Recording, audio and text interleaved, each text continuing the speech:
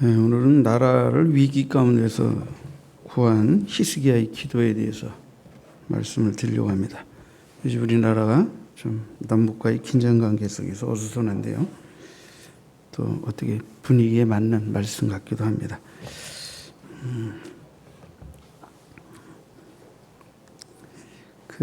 대략 히스기야와 아수르 간에 아수르라는 나라의 사네립 왕가의 이 나라의 위협 상황이 벌어진 것은 대략 BC 714년경이 아닌가 생각됩니다. 연도가 좀 앞뒤 틀릴 수는 있겠습니다만 그런 시점이다라고 이해하시면 되겠어요. 랍사게는 이제 아수르 왕 사네립의 군대 장관입니다. 그는 이제 왕의 명령을 받고 예루살렘을 포위하며 이제 항복하도록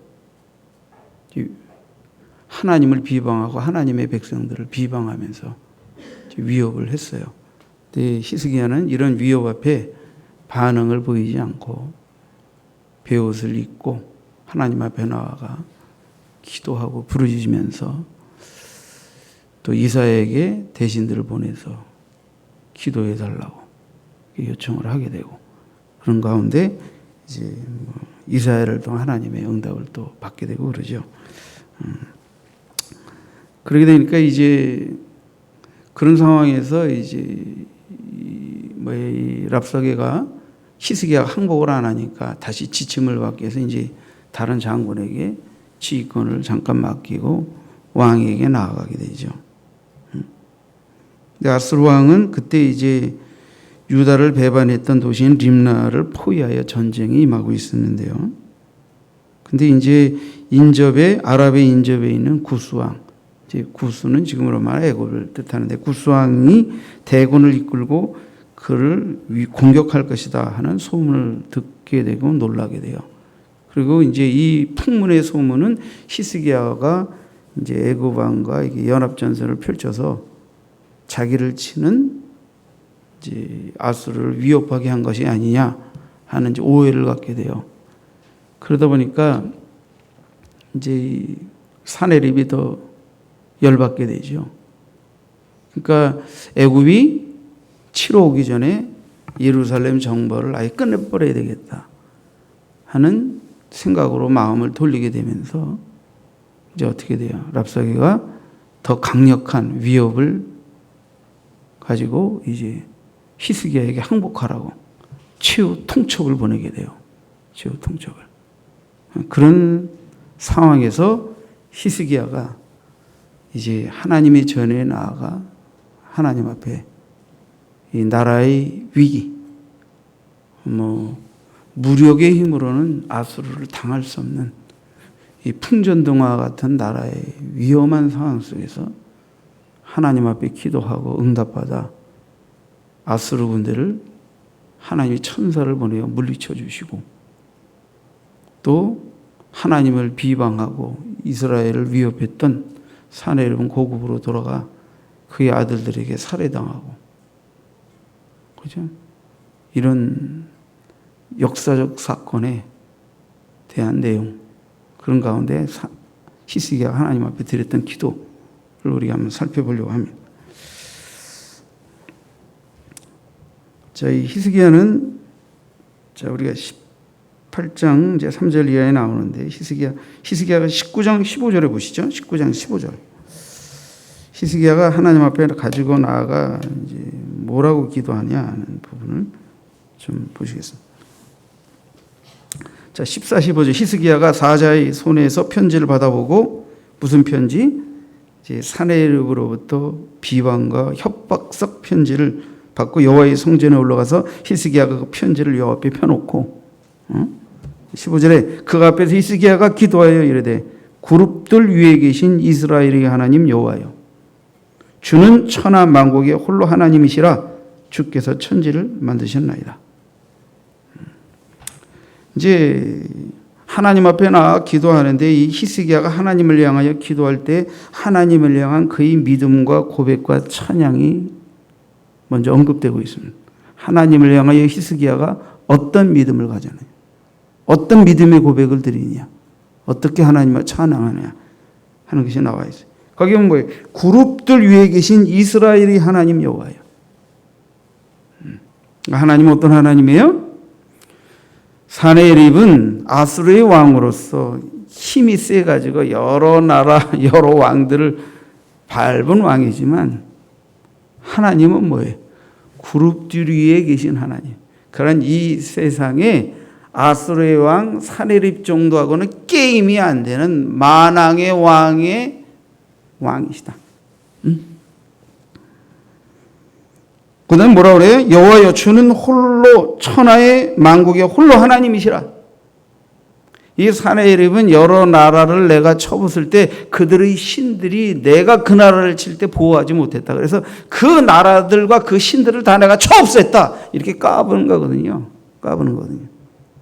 근데 지금 히스기야는 뭐라고 하나님께 말하고 있냐면 아수르가 쳐부순 나라와 그 나라들의 신들은 인간이 만든 헛것이고 헛개비고 무능력한 자들이다. 그러나 내가 하나님께 나아가 기도하는 우리가 믿는 하나님 여호와는 그런 멸망한 아수르의 발 앞에 멸망한 나라들과 그 엎드린 그 신들과는 비교가 안 되는 어떤 하나님?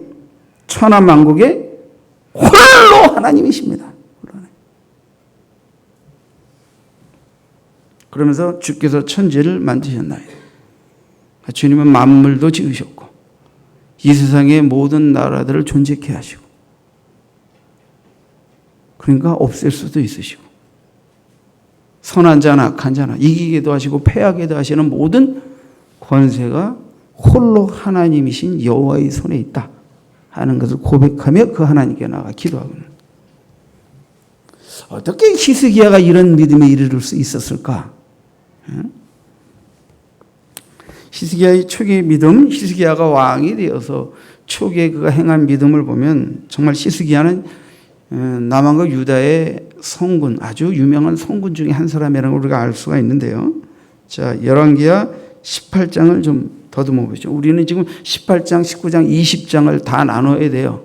그냥 조금 이렇게 발췌해서 봅시다. 히스기야의 초기 믿음을 보여주는 부분이 18장 3절 이하에 나와 있는데 자, 히스기야가 그의 조상 다윗의 모든 행위와 같이 여호와께서 보시기에 어떻게 했다? 정직하게 행했다.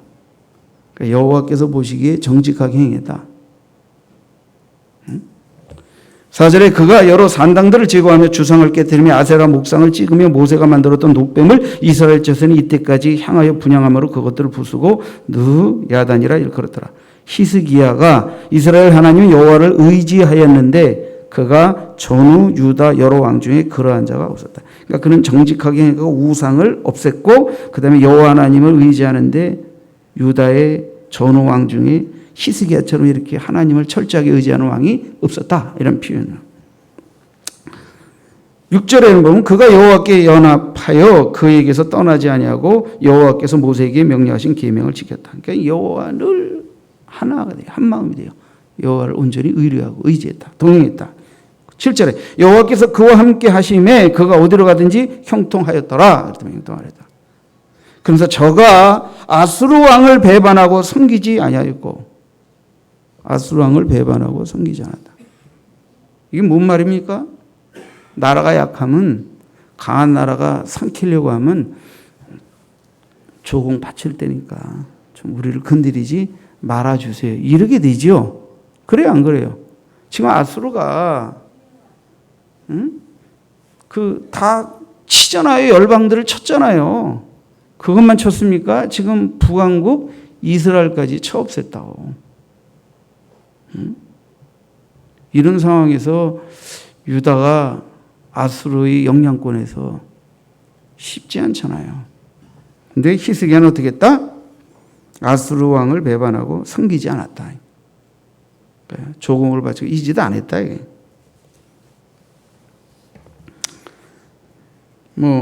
아수르 왕의 하나님을 향한 믿음, 왕으로서 어떻게 정말 믿음의 왕으로서의 청지기적 삶을 감당하는 한 일면을 여러분들에게 소개한 거예요. 근데 히스기야가 정말 굴욕적인 사건을 겪게 돼요. 그게 뭐냐면 히스기야 왕 14년에 그러니까 통치 14년 그러니까 히스기야 왕 4년부터 7년 사이에 이제 이 사네립이 북왕국 이스라엘 사마리아를 침공해서 3년 동안 공략해서 완전히 이스라엘을 엎드려 이제 무릎 꿇게 만들어요. 그래서 멸망하게 된다고. 그게 7년인데 14년이니까 그 뒤 7년 뒤니까 721년에 북왕국 이스라엘이 멸망했으니까 그 7년 뒤니까 뭐 대략 BC 714년, 714년 정도 되겠죠. 근데 이제 사네립이 드디어 북왕국 이스라엘을 먹고 남왕국 유다의 변방 성읍들을 다 먹어가지고 초토화시키고 있는 거예요.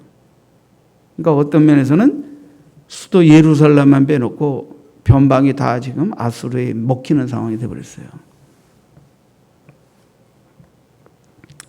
이렇게 되니까 히스기야가 나라가 멸망하게 되잖아요. 풍전등화 있게 되잖아요. 그래서 어떻게 해요? 자, 18장 14절을 보시죠.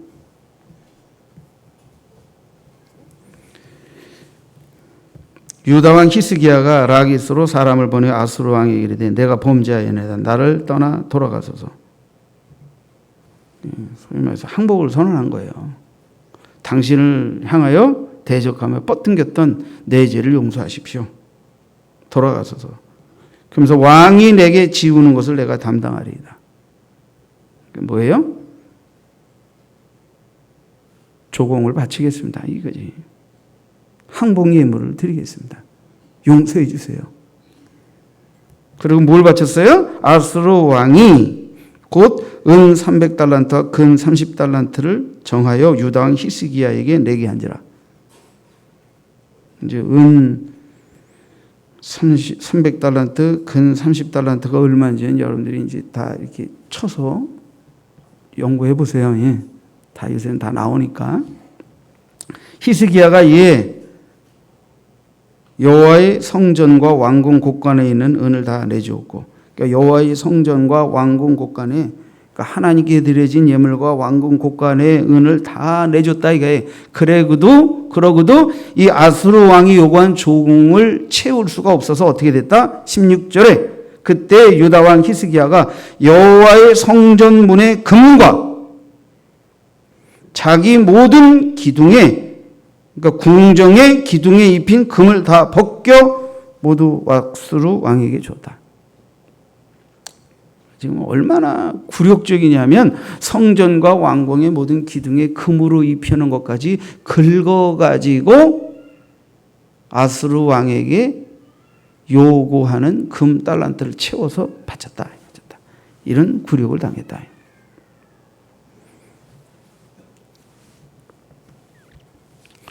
히스기야도 급한 상황에서 우선은 멸망은 막아야 되겠다는 조급한 마음에서 일시적인 항복을 선언하고 조공을 바쳤던 것이죠.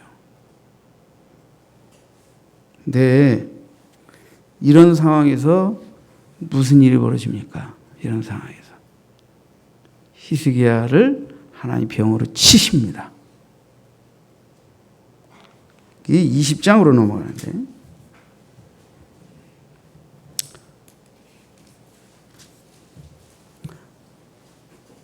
이제 여러분들이 성경을 읽을 때는 이게 앞뒤 스토리를 꿰기가 쉽지 않아요. 근데 이제 제가 여러분들에게 이렇게 설교를 스토리를 전후 문맥을 꿰어서 이렇게 말씀드리면 여러분들이 이제 이 사건 기록이 이렇게 쫙 머리로 들어옵니다.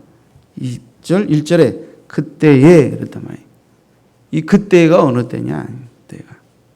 물론 신학적으로 여러 가지 의견이 분분하지만 그러나 우리가 보편적으로 이 문맥을 쭉 읽어서 이해해 보면 자, 그때 히스기야가 병들어 죽게 되매 그랬단 말이에요. 죽게 되매 자, 이사야 선지자를 하나님이 보내셔서 히스기야에게 뭐라고 말하냐면 너 집 정리해라. 내가 죽고 살지 못하리라. 그냥 아픈 게 아니고 그냥 병든 게 아니고 하나님이 이사야를 보내서 너 죽는다. 예, 뭔가 하나님이 의도적, 계획적 어떤 뜻이 있는 죽음을 선언하는 거예요. 실제로 히스기야가 병이 들었어요. 병이 들었는데. 그래서 우리는 병 들었을 때 다 살려달라고 기도하지, 너는 이 병 때문에 죽는다라고 하나님이 말씀하시는 거 전하는 건 정말 그건 하나님의 선지라도 쉽게 할 수 있는 일은 아니에요. 그렇지 않겠습니까? 여러분이 만약에 크게 아프신데 하나님이 저를 보내서 죽는다, 신변정리해라. 그래 주님이 부르심에 기꺼이 갈 수 있도록 마음 준비하라. 이게 듣기 좋겠어요. 주여 살려 주시옵소서. 주님의 십자가의 보혈로 그 모든 질병을 치료해 주. 이렇게 기도하는 게 좋겠어요.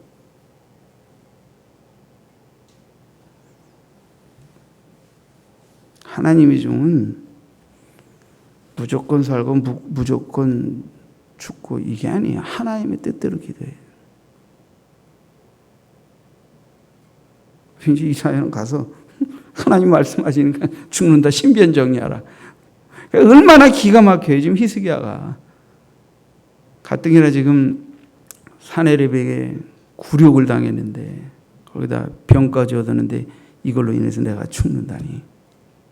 그러니까 성전에도 못 나가요. 너무 아파갖고 히스기야가 너무 아파갖고 못 나가서 2절에 보니까 히스기야가 낯을 벽을 향하여, 그러니까 그냥 병상에서 누워가지고 그저 벽 쪽으로 몸을 돌려서 기도하는데 3절에 여호와여 구하오니 내가 진실과 전심으로 주 앞에 행하여 주께서 보시기에 선하게 행한 것을 기억하옵소서 하면서 히스기야가 심히 통곡하는 거예요.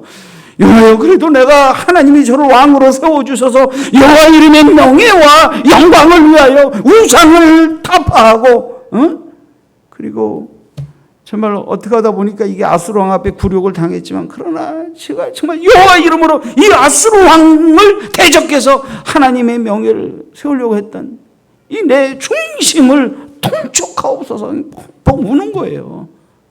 주님 나는 아직 하나님의 영광을 위하여 할 일이 남아 있습니다.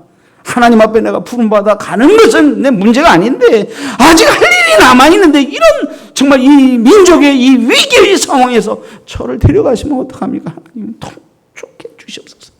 이 한 몸 살고자 기도하는 게 아닙니다. 이 나라와 민족과 하나님의 이름의 명예과 제가 감당해야 할 삶이 아직 남아있는데 하나님 저를 이게 데려가시려고 하시면 됩니까? 하면서 울면서 통곡하는 거예요.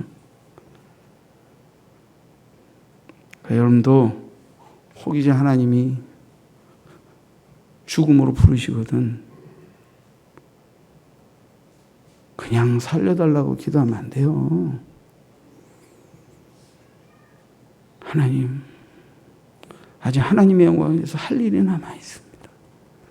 그 일 하고 가게 해주세요. 그런 의미에서 살려달라. 그게 없으면 그냥 가시는 게 복이에요. 저와 여러분 모두가 냉정하게 성경적으로 우리가 이해하십시다.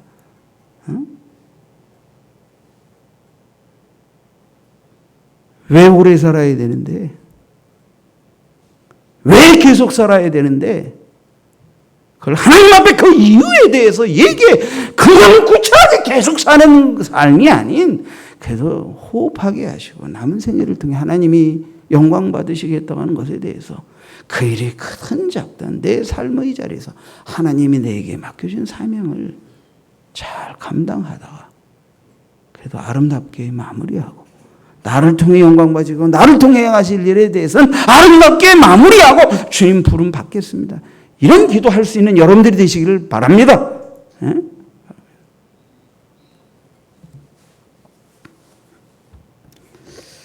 이 통곡하면서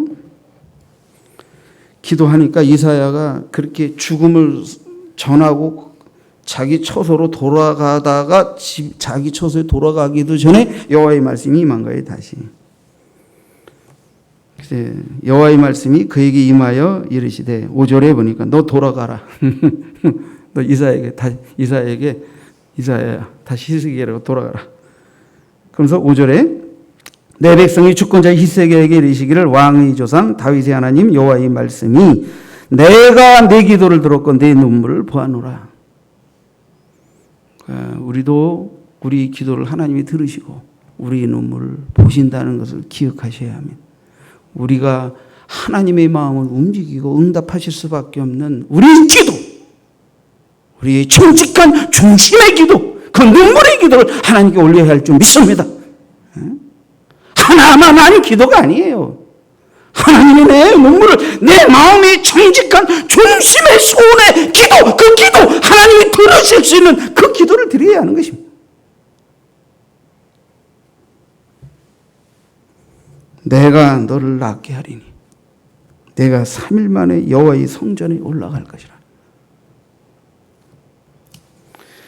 내가 내 날을 15년을 더할 것이며 내가 너와 이 성을 아수르 왕의 손에서 구원하고 내가 나를 위하여 또 내 종 다윗을 위함으로 이 성을 보호하리라 하셨더라. 자,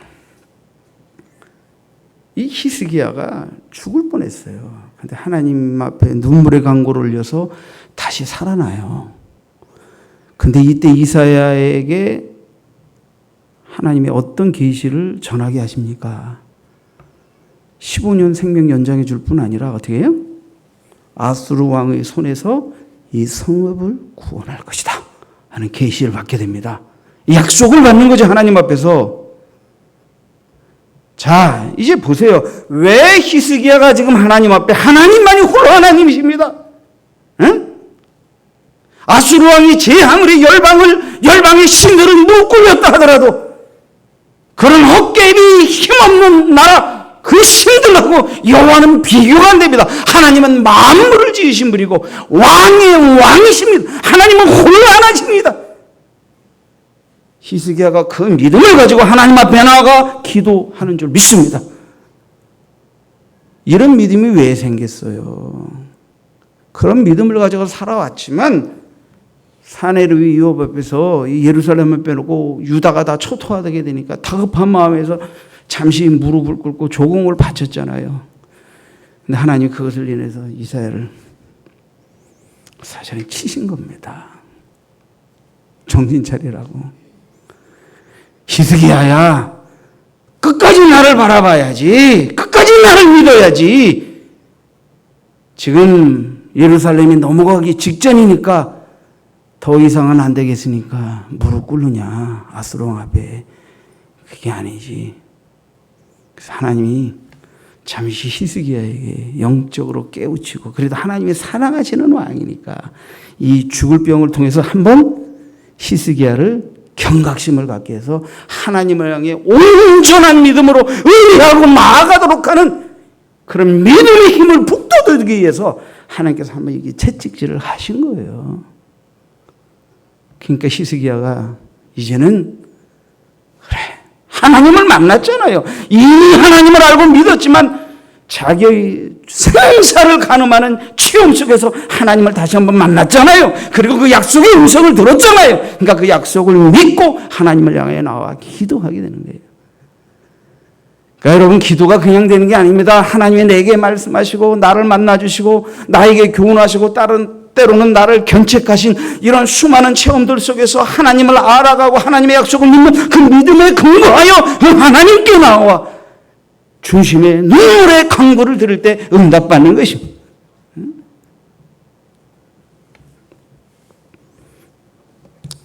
자, 히스기야가 이제 또 두 번째 뭐라고 기도합니까? 다시 이제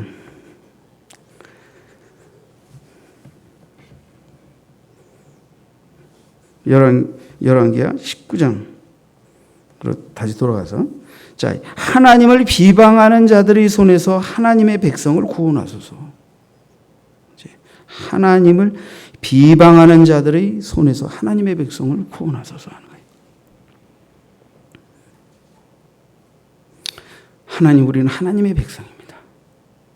하나님의 백성인 우리가 감히 하나님을 조롱하고 멸시하고 비방하는 자들의 손에 멸망함으로 인해서 하나님이 불명예를 떠안으셔서야 되겠습니까? 하는 기도를 드리는 거예요. 히스기야가. 하나님, 우리 죄 많이 졌습니다. 잘못 많이 했습니다. 그러나 이 땅엔 그래도 하나님을 순결하게 믿고 의지하는 남은 하나님의 백성들이 있습니다. 이들이 하나님을 조롱하는 자들이 손에 의해 멸망당하여 그들이 하나님이 어디 있느냐, 이렇게 하나님의 이름과 명예가 실추돼서야 되겠습니까?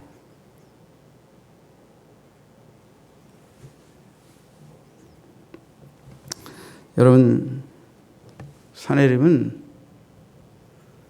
이제 그 종을 받고 나서 또 쉽게 적이 될 줄 알았는데 이게 풍문에 의하니까 이게 애굽이 또 온다 그러고 이러면서 뭔가 이게 히스기야가 자기를 도로 배반했다라고 생각하는 거예요.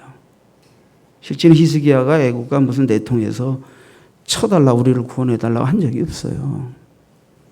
근데 이제 애굽도 아수르의 세력이 커지고 그러니까 어떻게 돼요? 이걸 견제하기 위해서 군사를 일으킨 건데 이게 이제 히스기야가 내통해서 뭔가를 한 걸로 오해를 한 거죠. 그러다 보니까 더 험악한 협박. 이제 이걸 빨리 예루살렘을 무너뜨려야 되겠다. 급하다라고 하는 생각을 하게 된 거예요. 그래서 빨리 이거 예루살렘을 쳐버려야 되겠다. 쓸어버려야 되겠다. 이런 결심을 하고 아주 더 강력한 위협을 보내게 된 거예요. 위협을.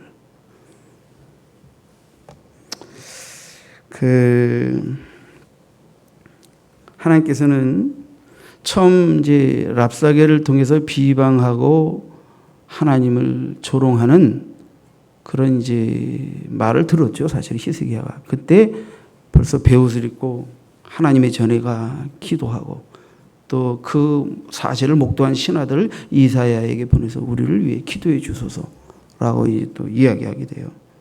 그때 하나님의 응답이 이사야를 통해 증거되게 되는데 그게 열왕기하 19장 6절 7절에 보면, 자 19장 6절 7절 보시죠. 자, 이사야가 그들에게 이르되 너희는 너희 주에게 이렇게 말하라. 그랬더니 여호와의 말씀이 너는 아수르 왕의 신복에게 들은 바 나를 모욕하는 말 때문에 두려워하지 말라. 자, 이사야를 통해 하나님이 히스기야에게 뭐라냐면 그놈들이 나를 비방하고 너를 위협한 이런 말에 대해 두려움을 갖지 마라. 두려워 말라. 이게 두려워 말라. 응?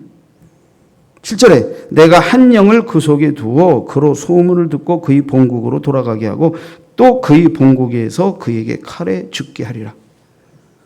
하나님이 한 미혹의 영을 사네립에게 두어서 말 같지도 않은 헛소문을 사실로 받아들이고 흥분해가지고 날뛰다가 결국은 어떻게 돼요? 본국으로 돌아가게 되고 그는 칼로 죽게 될 것이다. 그때 당시에 최고의 열강의 왕, 강한 자지요. 강한 자 사네립이 하나님을 비방하고 히스기야와 이스라엘을 위협하고 모욕했는데 그 강한 자를 하나님이 죽게 하시겠다는 거예요. 그리고 사네립이 위협 앞에서 풍전동화와 같은 예루살렘, 히스기야, 그 남은 백성들, 스스로의 힘으로 아수르를 물리칠 수 없는 그 백성들 내가 지키고 보호하고 이기게 하시겠다 하는 것을 말씀하신 거예요. 승리는 사람의 총과 칼에 있는 게 아니라 여호와의 손에 있는 줄 믿습니다.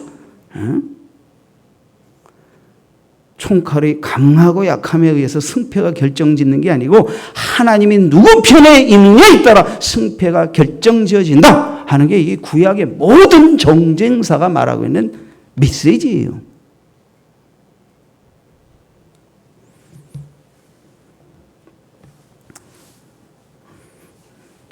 지금 제가 군목 시절에는 아시안 게임 앞두고 있어가지고 공군에 있을 때 우리 매주 놀지도 못했어요. 비행단이 다 번갈아 가면서 근무를 해가지고 한 달이면 석주는 다 비상대기에서 근무했고 한 주만 돌아가면서 놀았다고. 그러니까 그냥 성도들이 제대로 예배도 나올 수가 없어요. 잠깐 그 비상 상황에서 나와서 예배드리고. 그때는 뻑하면 피바다 불바다 만든다고 떠들어댔어요.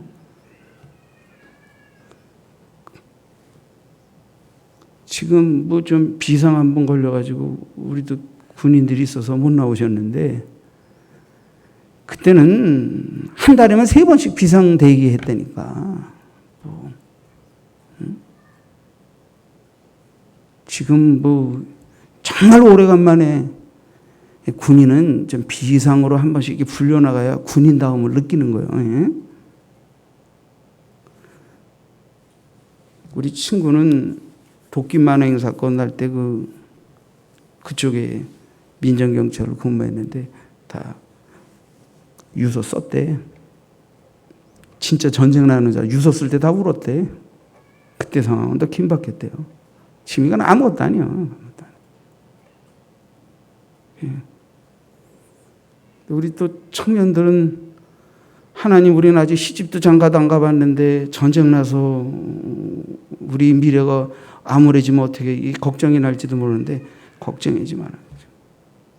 여러분 내 개인의 삶보다는 가정이 중요한 거죠. 가정보다는 나라가 중요한 거죠. 하나님의 나라가 중요한 거예요.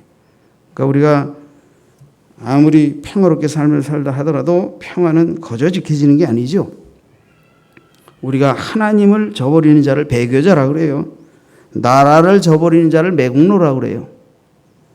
가정을 저버리는 가장을 무책임한 자라고 그러고 하나님이 자기에게 지어준 삶의 책임을 무시하고 함부로 자신의 삶을 망가뜨리는 자를 보고 비겁한 자라고 말할 수 있어요.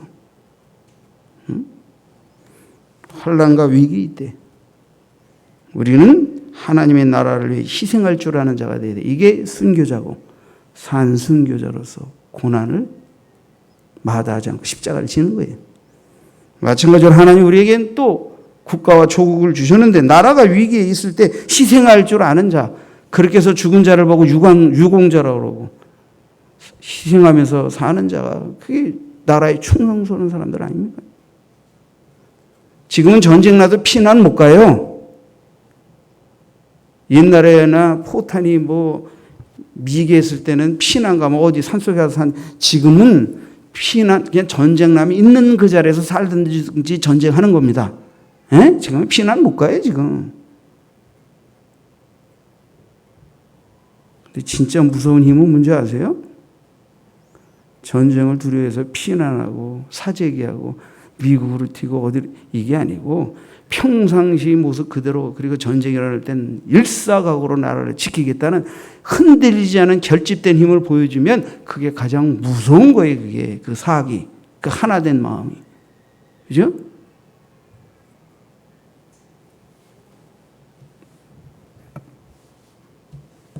그러니까 우리 여자분들은 전쟁의 위기 속에서 할 일이 뭐 있어요? 여러분들에게는 총도 안 쥐어줘 나라에서 기도하고 담대히 삶의 현실에서 최선을 다하고 그러면 되는 거예요. 그걸 겁내는 거예요. 아니.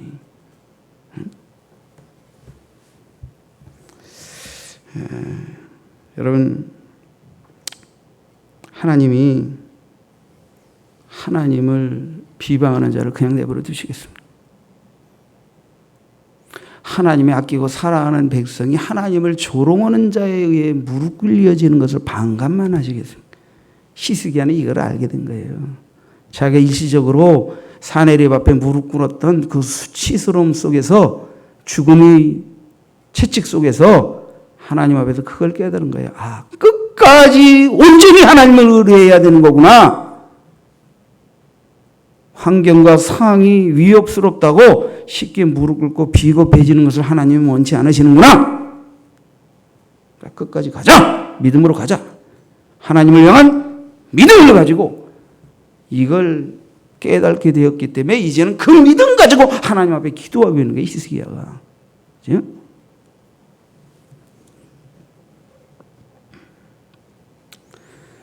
여러분 사내립은 히스기야를 협박하고 하나님을 모독했어요.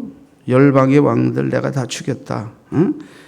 그러면서 열방의 왕들의 신들이 내가 그들을 죽일 때 아무 소리도 안 하더라. 응? 아무 소리도 안 하더라 하면서 아주 뭐 조롱합니다. 조롱. 응? 그래서 정말 이 왕들의 신보다 내가 더 뛰어나다. 그러면서 네가 믿는 하나님과 너 항복 안 하면 가만 안 두겠다고 위협한 거죠.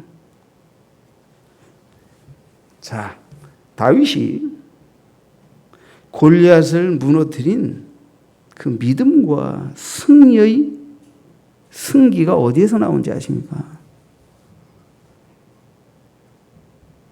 하나님을 모독하고 하나님의 백성을 조롱하는 블레셋에 대해서 분노하며 하나님의 이름 명예, 하나님의 이름이 명예를 도전하고 하나님의 백성을 깔보는 그들을 가만 내버릴 수 없다는 하나님의 이름이 명예와 영광에 대한 거룩한 공분을 가지고 나아갔을 때 하나님이 다윗과 함께 하셔서 이스라엘의 모든 장수들이 벌벌 떨 때 그 소년 다윗이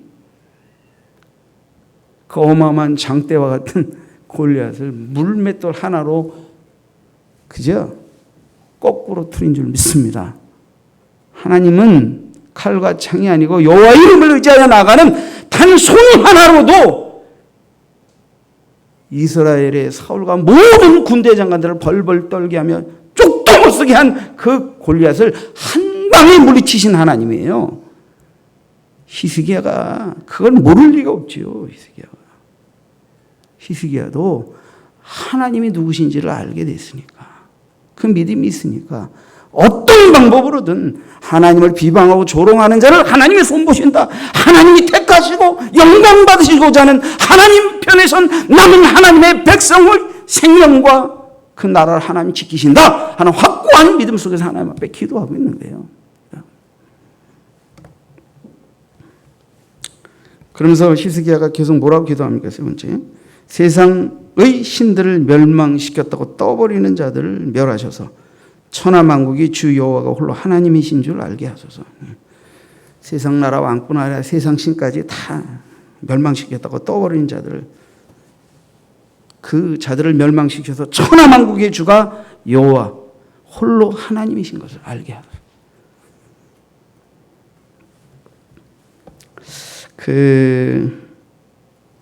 지금 남북 상황에 대해서 미국에서 발표 가운데 하나가 이런 표현이 나왔어요. 북한이 말을 함부로 하지 말 것을. 그래서 그 원문을 보니까 거기에 레토릭이라는 말을 썼어요. 레토릭을 하지 마라. 그러니까 원래 레토릭은 수사학인데 굉장히 남을 설득시키기 위한 어떤 운명술 이런 걸 수사학이라고 해요. 근데 이거를 부정적인 측면에서 미국에서 논평을 하면서 사용한 거예요. 다시 한번 북한 정권이 남한을 향하여 거짓말과 허풍으로 레토릭 하지 말라 하는 거예요. 레토릭 하지 말라. 북한의 위협 속에는 거짓말이 들어가 있습니다. 과장된 말이 들어가 있고 위협과 협박이 들어가 있는 거 우리가 다 알고 있죠? 응? 발목지기에 터뜨리고 안 터뜨렸다 그러고, 천안함 터뜨렸는데 안 터뜨렸다 그러고, 우리나라의 좌우의 이념의 이간질 속에서 우리나라 야당이 천안함이 북한이 했다는 걸 인정하는데 3년 걸렸어요. 여러분, 여당을 싫어하고 야당을 싫어하는 여당이든 여당을 싫어하는 야당이든 그거는 좋아요. 서로 나라를 잘 되게 해서 선의의 비판을 하고 경쟁하는 건 좋지만 나라를 무너뜨리려 하고 나라의 뿌리와 존재를 위협하는 것에 대해서는 하나 돼서 대적해야 되는 거예요. 그게 대한민국 백성이 돼야 되는 거예요. 그게. 그래서 내가 지난주에 이 나라가 잘 되려면 전라도 그리스도인, 경상도 그리스도인이 되지 말고 대한민국 그리스도인이 되라고 내가 외친 거예요. 그래서 분명히 아시세요? 여러분 교회 안에서 신앙생활 할 때도 전라도 그리스도인, 경상도 그리스도인, 경기도 그리스도인 이따위로 신앙생활 할 생각하지 마세요. 우리가 대한민국의 시민으로서 서로의 잘잘못을 서로 경쟁하고 비판하면서 나라를 잘되게 하는 것은 좋지만 나라의 존재까지 부인하고 이 나라를 북한에게다 갖다 바칠 수는 없잖아요. 천안함이 누가 무너뜨린 거예요? 아직도 북한이 한 거라고 믿어지지 않으세요? 그거 조사할 때 우리나라만 조사한 게 아니에요. 미국과 우방의 여러 나라의 전문가들 데려다 그거 조사했어요. 근데 미국에 뭐 무슨 별로 잠수함 전문가도 아닌 이상한 그 종북주의자 한 박사가 그거 가짜다 이래가지고 그거 다 속아가지고 말이에요. 지금도 천안함이 북한이 파괴한 게 아니라고 믿으세요? 회개하세요. 그런 사람들. 앞으로도 그러면. 지금 이제 야당 대표도 3년 만에 천안함은 북한이 한 소행이라고 인정했어요. 그거 인정하는데 3년 걸렸어요. 이번에는 그래도 여야가 빨리 만나가지고 위협을 끝내라! 그리고 평화롭게 대화하자 이러면서 정쟁을 접어두고 나라의 이 위협 앞에서는 한마음이 된다. 아니 여태까지 대한민국에 살면서 이렇게 굉장히 빨리 여야가 합의돼 가지고 뭐 별 의미도 없는 것이지만 그런 체스처라도 하는 거 처음 봤어요. 이번에 진짜 내가 처음 봤어. 여러분 나라를 지키고 나라를 잘 되게 하는 그 테두리 안에서 서로 비판하고 서로 경쟁하는 거예요. 그게 우리나라의 존재해야 여야지. 북한에게다 이 나라를 바치는 쪽에다가 줄을 대놓고 경쟁하는 건 그건 우리나라에서 원하는 야가 아니에요. 그런 사람은 북한으로 다 가야지. 아셨어요? 여러분들이 전라도라고 경상도 공곡하고 경상도라고 전라도 미워하는 거 좋아요. 그것도 다 나라를 인정하고 나라를 사랑하고 나라를 지키고 나라를 잘되게 하려는 카테고리 안에서 서로 비판하고 경쟁하고 싸우세요. 그것까지는 봐주겠지만 그게 아닌 건 아니라 이거예요. 여러분 이걸 우리가 아셔야 되잖아요. 근데 천안함이 누가 부신 거라고? 여러분 그러시면 안 돼요. 누가 부신 거예요? 아직도 안 믿어지세요?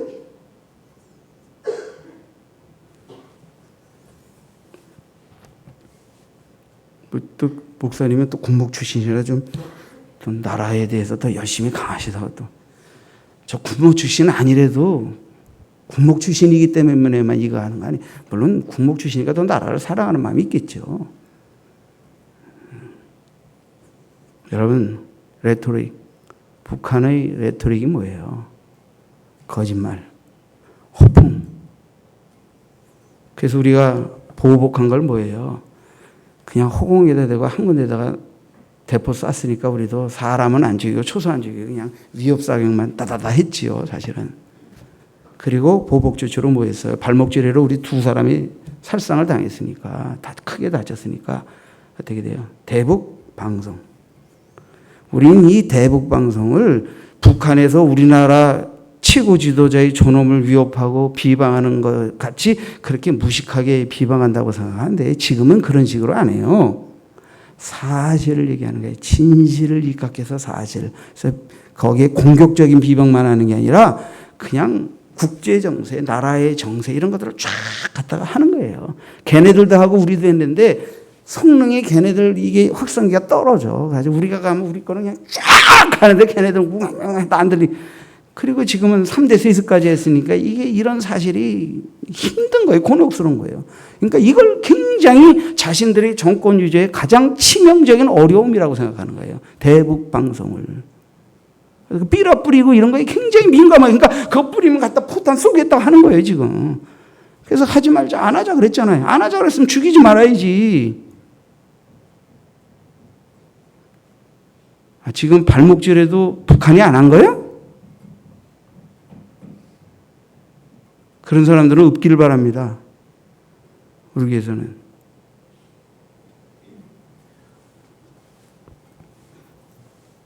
참 거짓말과 이간질과 중상모략에 하도 이 인터넷을 통해 판을 치니까 군대에서 자작극을 벌인다고 이따위 소리들이 왔다 갔다 하고.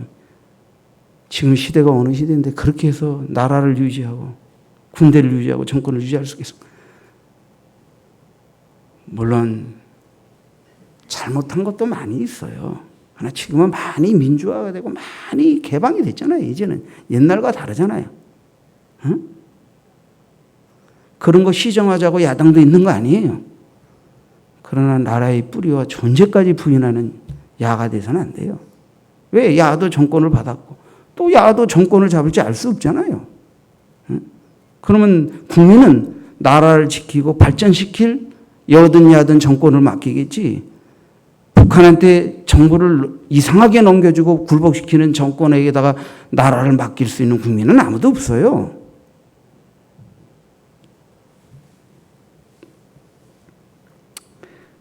여러분, 사내립의 이 떠버린 말은 지금 북한이 떠버리는 말과 같이 이 부정적인 레토릭이에요. 허장성세, 허풍어, 거짓말, 과장된 말이에요. 사내립이 하나님을 비방하고 하나님의 백성을 모독했을 때 하나님이 그들을 단죄하셨어요. 전 우리나라도 하나님을 경외하는 하나님의 백성들이 기도하며 하나님이 이 나라를 세우셔서 영광 받으시고자 하는 뜻이 있다고 믿고 기도하며 여기까지 하나님의 부흥과 나라의 부강함을 허락하셨다고 믿는 하나님의 백성들이 하나님 편에 서서 기도하는 한 그 거짓말과 호풍과 가장된 레토리로 위협하는 그 자들을 하나님은 반드시 단죄하시고 부끄럽게 하실 것이라는 믿음을 우리는 가져야 할 줄 믿습니다. 전쟁은 없어야 되지만 있게 되면 각오해야 되는 거예요. 전쟁이 날까 봐 두려워해가지고 벌벌 떨면서 갖다 바치는 나라가 돼서는 안 돼요. 북한의 가난하고 굶주린 백성들을 돕기 위해서 주는 건 좋지만 그 정권 유지를 위해서 전쟁 무서워가지고 갖다 돈 바치고 정권을 유지하겠다. 이건 하나님 편에서도 옳지 않아요. 이건 옳지 않아요. 하나님 기뻐하지 않아요. 우리는 하나님이 지켜주시는 나라, 하나님이 보호해 주실 수밖에 없는 나라, 하나님이 영광 받기로 작정한 그 어떤 뜻이 있는 나라로서 이 나라가 지켜지고 보호되고 계속해서 승리로 나아갈 수 있기 위해 기도하는 우리가 되어야 할 줄 믿습니다.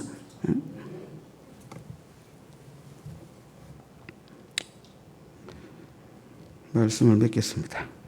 여러분, 랍사기를 통한 사내립의 비강, 사내립의 재차 비방과 협박 하나님이 들으시고 아수르와 사내립을 처벌하셨습니다. 히스기야의 기도를 들어 응답하셔 하나님이 하룻밤에 사내립의 군대 18만 5천을 송장으로 만들어버리셨습니다. 그러니까 사내립이 더 이상 전의를 상실하고 고국으로 돌아갈 수밖에 없었고, 그리고 자신이 신전에 나아가 제사를 드리려 할 때 두 아들에게 암살당하고 두 아들은 도피해버리고 또 다른 아들이 왕이 되어버리고,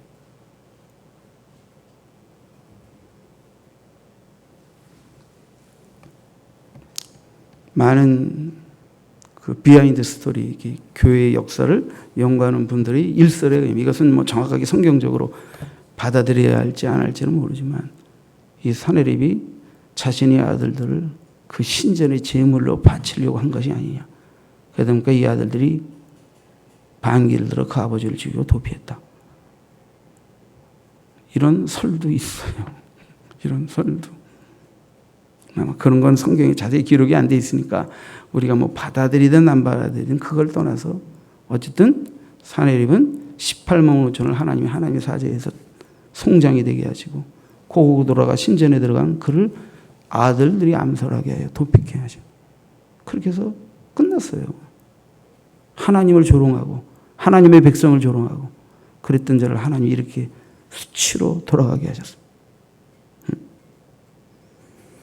여러분들에게 유명한 이사야의 말씀을 하나 소개해 드릴게요. 이사야 10장 15절 한번 찾아보십시오. 이사야 10장 15절.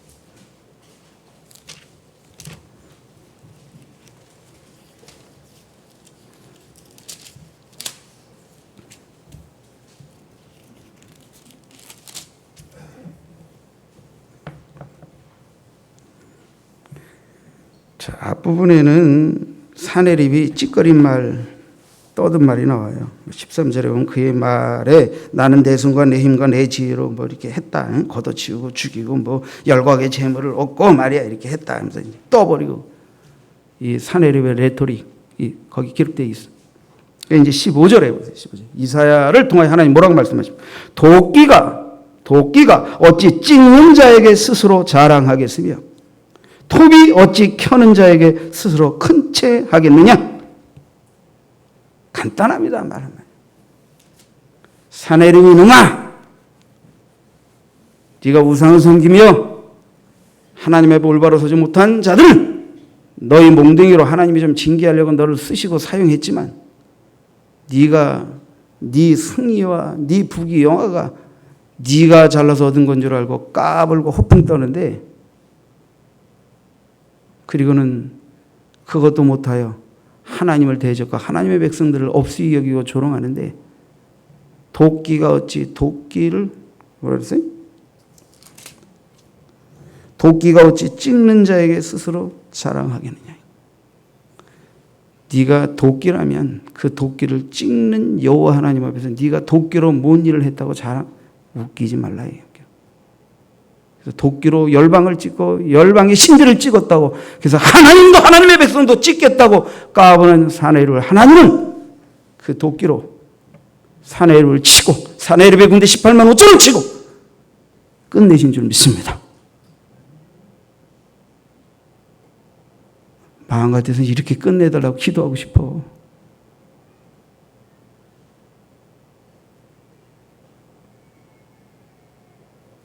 이런 일이 없을 거라고.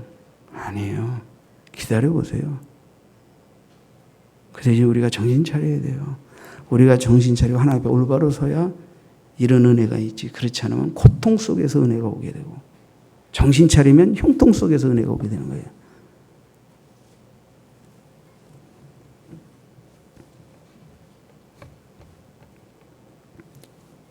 여러분, 이 백성을 비방하고 협박하는 것은 곧 이 백성이 하나님 편의 선자의 하나님을 비방하고 협박하는 것으로 하나님은 하나님의 하나님 되심을, 하나님의 하나님 백성됨을 보호하시고 지키시고 승리케 하셔서 나타내실 것입니다.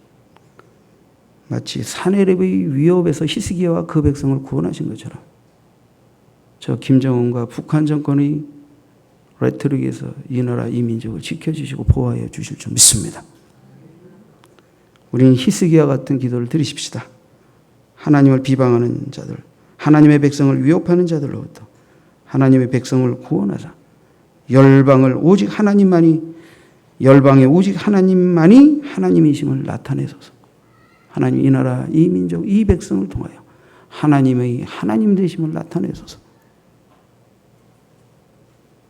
전쟁이 무서워서 살려주세요, 구원해주세요 이렇게 기도하는 게 아니라 하나님의 하나님 되심을 이 민족을 통해 나타내 주소서. 우상을 섬기고 백성을 죽이고 굶주리게 하는 교회와 수많은 하나님의 종들을 발본세워나여 죽이고 있는 사탄의 종의 무리들, 반드시 하나님이 그 이름의 명예와 그 남은 자들이 기도와 눈물을 기억하사 처벌하여 주소서. 우리는 그렇게 기도할 수 있지 않습니까? 우리는 히스기야와 같은 믿음을 가지십시다. 하나님을 경외하는 백성과 나라는 결코 망하지 않는다. 하나님을 경외하는 나라와 백성은 결코 망하지 않습니다. 하나님께서는 하나님을 경외하는 백성과 나라를 통해 하나님의 하나 되심을 나타내실 것입니다. 여러분, 우린 인간입니다. 그래서 부족할 수밖에 없어요. 히스기야도 한때 사내립에게 무릎을 꿇었었잖아요. 우리도 성장 과정에서, 사상과 이념의 발달 과정에서, 민주화의 성숙 과정에서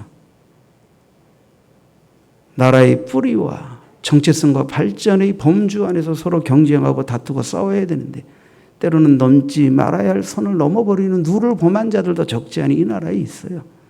회개하고 돌아와서 다 나라가 잘 되고 나라의 뿌리와 정체성을 생각하고 대한민국 백성으로서 선의의 비판과 경쟁을 하며 기도하며 사랑하며 이 나라를 하나님께 맡기고 기도하고 그렇게 히스기야의 기도, 히스기야의 믿음을 본받아 행하는 우리가 되어야 할 줄 믿습니다.